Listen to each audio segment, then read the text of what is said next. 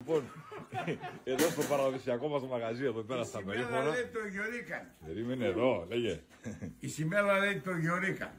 Γιωρίκα. Έχει ένα άλλο που παίρνει το κρασί. Πάντα λέει 7 κάθε μέρα λέει λαγκεύσει. Αλλά το ίδιο πράγμα, ρουτίνα.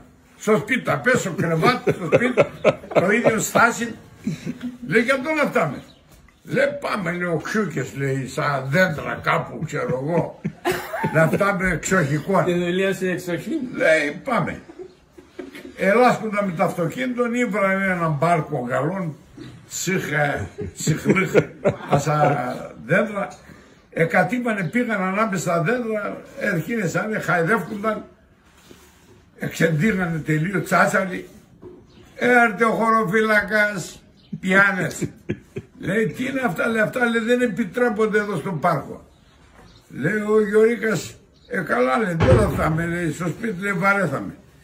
Λέει απληρώνεται πρόστιμο.